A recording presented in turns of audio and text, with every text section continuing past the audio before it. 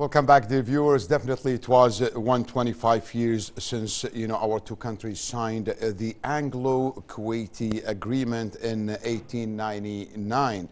This is definitely a great, I don't want to talk, and read about it, but I want to really speak from my heart. This relationship between United Kingdom and Kuwait is really out of the extraordinary. This is something really I don't see any strong and resilient and solid relation like that. Anyway, I want to make it short and go to the interesting guest of ours, and it's our honor to have her, Her Excellency Madam Belinda Lewis, the British Ambassador to Kuwait. And it's really a pleasure to have you, and good morning, Kuwait, Your Excellency. Thank you. I'm delighted to be back here.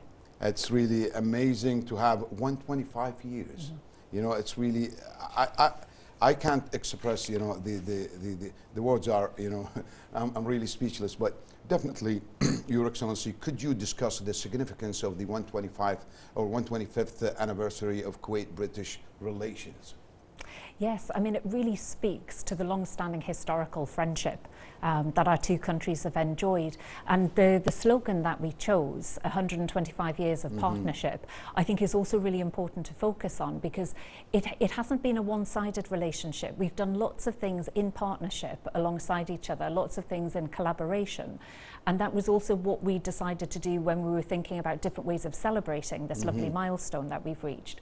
So throughout 2024, and we've still got a few months left, so we've got lots of things planned for the remainder of the year, all throughout this year we've looked at what can we share with each other and what can we join forces and try and do together. So we've had lots of different joint celebrations. So we brought together our different military education establishments, for example, back near the start of the year in February, and we brought in lots of members of the Kuwait Armed Forces who'd graduated from military colleges and institutions in the UK. So people could share best experience, they could share best practice, and that was a wonderful networking event. We had Kadipa, who came and did an investment roadshow in the city of London. That was very, very interesting. We then brought some British artists over from different parts of the UK to Kuwait, and they've produced some really amazing pieces of art. We have one beautiful mural down in the Gold Souk, which was a genuine collaborative effort. So we had a young British artist who works in Sheffield. She goes by the name of Peaches, so that's very cool. So her name is Peaches, and she does these big sort of mega projects where she paints huge apartment blocks. And she teamed up with a Kuwaiti artist called Yusuf Salah, who goes by the name of Joe Graphy.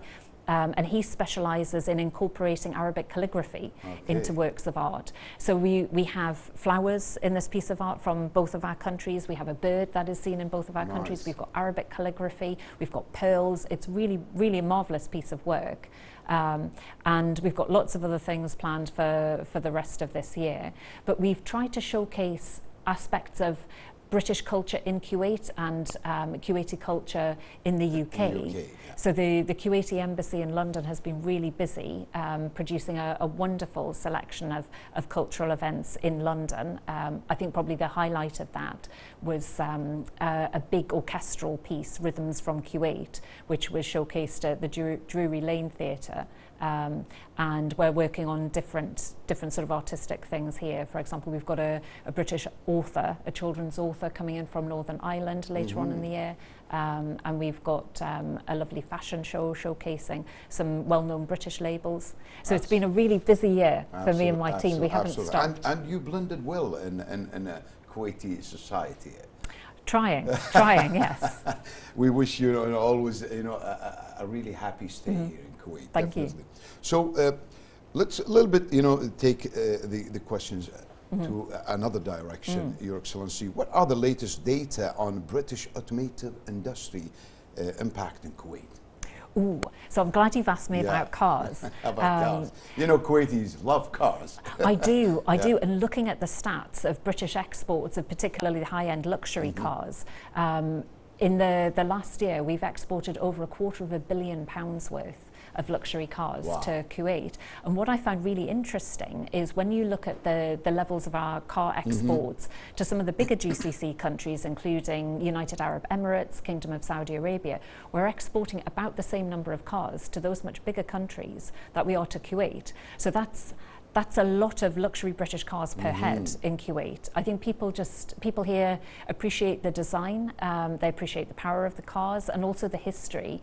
I mean, a lot of these names, Aston Martin, McLaren, Rolls-Royce, Bentley, Land Rover, you know, they have a long history behind them. And people get used to driving them and just really like them. You know, I just really want to, point out one of those cars, for example, the Land Cruiser. It's, you know, the one of the most popular, you know, among, let's say, the middle class Kuwaiti citizens. Well, I think it's good for the terrain here and also the weather. Absolutely. The Land Rovers they're very robust. You can take them out into the desert. You don't have to worry about anything going wrong. So yeah, they're fantastic off-road vehicles as well. Absolutely. So, Your Excellency, we are really in love with Great Britain, and yet definitely it is always nice to see its features. Let's take a look at this report, Your Excellency, and we'll be back. Yes.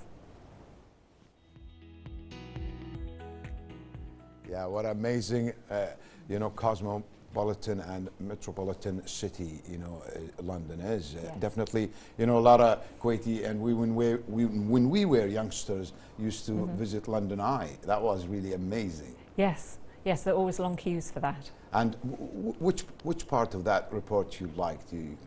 Oh, I think probably the footage of St James's Park, Okay. because it's right next to the Foreign Exactly. Office. So sometimes we'll go and have packed lunches in the park. My children were very fond of that park as well, especially the squirrels as well. Oh, and squirrels! Yeah, there are that's parakeets back in the park as well now. Yes, it's beautiful. Definitely squirrels. Youngsters love squirrels. They do, especially chasing them. Yeah, absolutely. So. Let's go back to our questions, Your Excellency. Could you outline, you know, the goals of the event planned for Friday, November 8th? Yes, so I think this will be a really interesting event. It's very family friendly, so I hope everyone can enjoy it. Really? And it's also can we come over?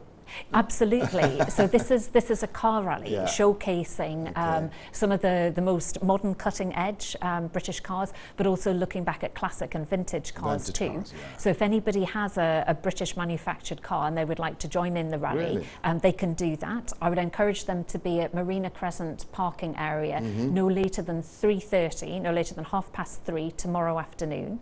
And then they can join the procession. Nice. So we'll set off driving from Marina Crescent all the way along to Kuwait Towers, down the Gulf Road. So it'll be like a parade? It will be, yes. And then at Kuwait Towers, there'll be lots of different activities for people. We'll have a live band, there'll be some light refreshments, and there'll also be a number of the classic and vintage cars for people to have a look at and take photographs of themselves next to. So I think it'll be really interesting. Oh, absolutely. It's a beautiful gathering. Would be definitely Your Excellency, especially to see, you know, the history through these, you know, vintage cars, you know, see these hands, you know, how made it really beautiful and last long, you know, to until this day.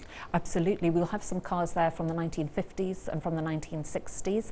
I believe that the Aston Martin, I think it's the DB5. I'm not very good with cars. To me, it's a black car, silver car. But it's the actual car that James Bond drove in the Goldfinger film. And there is also the late Emir. Was Sean Connery or Roger Moore? Goldfinger.